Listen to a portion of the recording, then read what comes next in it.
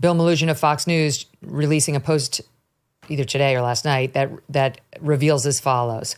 Per newly released Border Patrol data, nearly 530,000 migrants have flown into the U.S. and have been paroled, meaning been released into the U.S. as part of the Biden administration's controversial mass parole program. Another 813,000 migrants are scheduled to be released into the U.S. They have appointments right now under this same program. And he points out that Border Patrol, that ICE, does not have the manpower or resources to find and deport such a large population of people because they're supposed to be paroled or released into the U.S. on 2-year humanitarian parole grants. And then they're supposed to have a hearing and we decide whether they can stay. But we usually say they can't stay, and then we're supposed to deport them.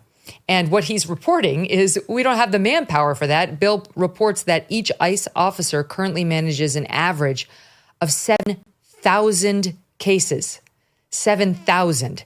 They do not have the bodies to track and remove this additional population. Right now, they're overwhelmed trying to track down the aggravated felons and so on who sneaked into the country illegally.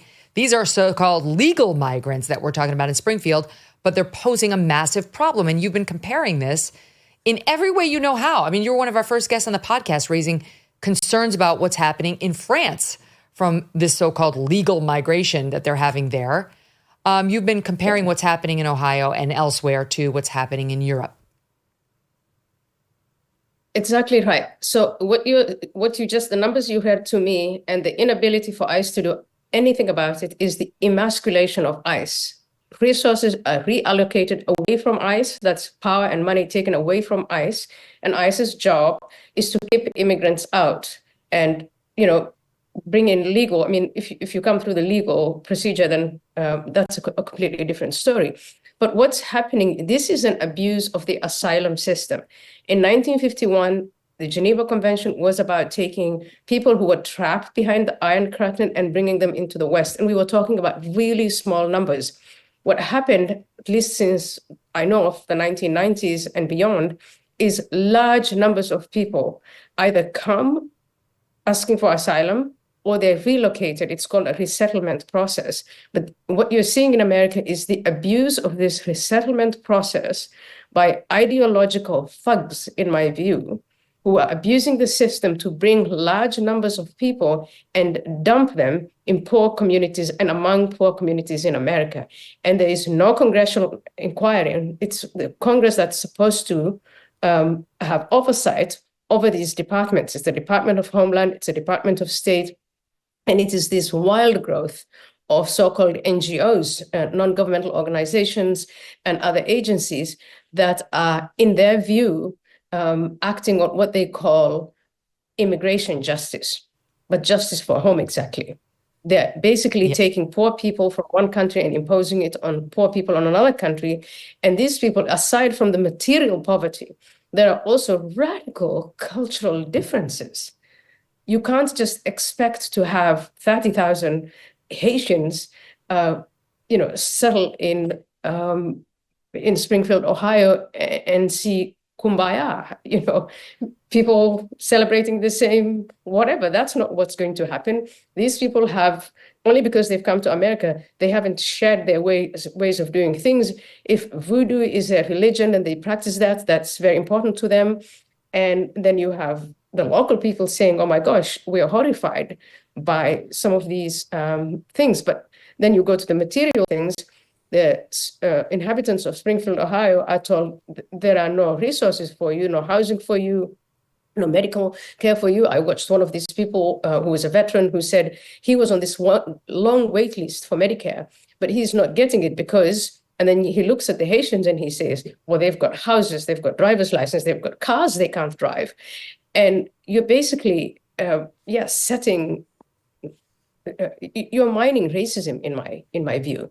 This is a mining of racism because these poor local people are going to react with resentment, and I would say justifiably so, because their own needs are not met, and they're bringing people in from outside whose needs seem to be met. You create resentment, you create yeah, and then sometimes this is going to be along skin. I don't think the people of Ohio are racist, but I think they're being driven to a place where they can be called racists.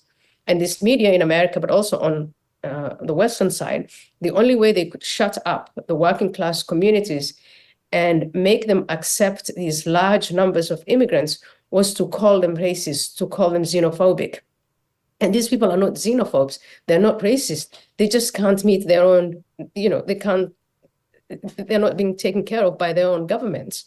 And so this is really on the voodoo front. They say that this is practiced by a fair number of Haitians. I've got to check my numbers, but I think it was at least half. And that there is a practice within voodoo, not for nothing, but of animal sacrifice.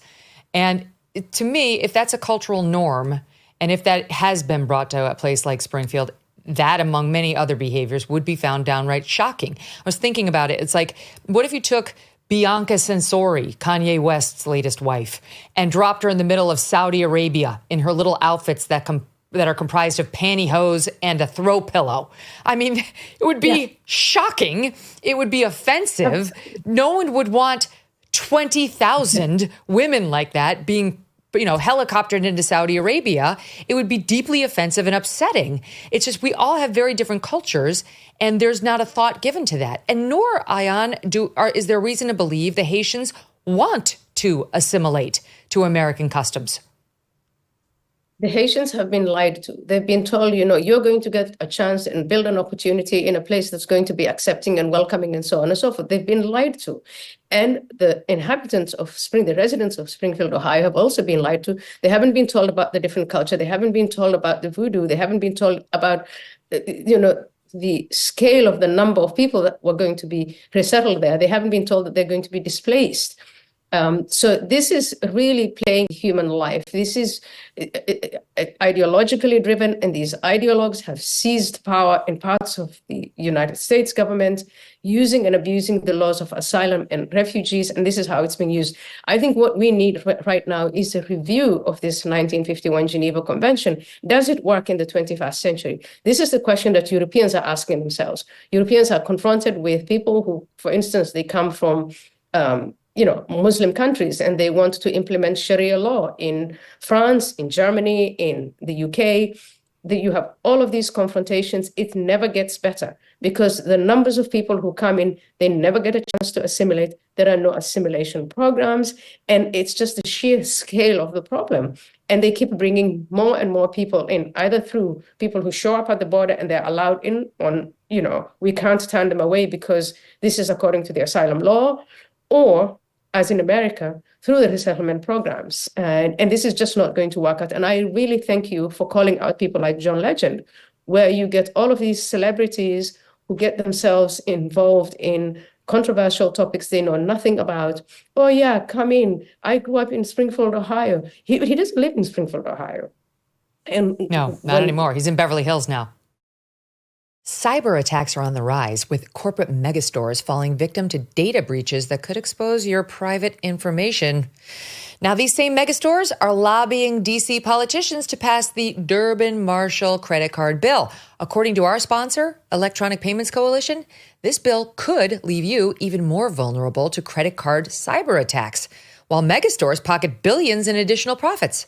Learn more at guardyourcard.com, and then consider telling Congress to guard your card.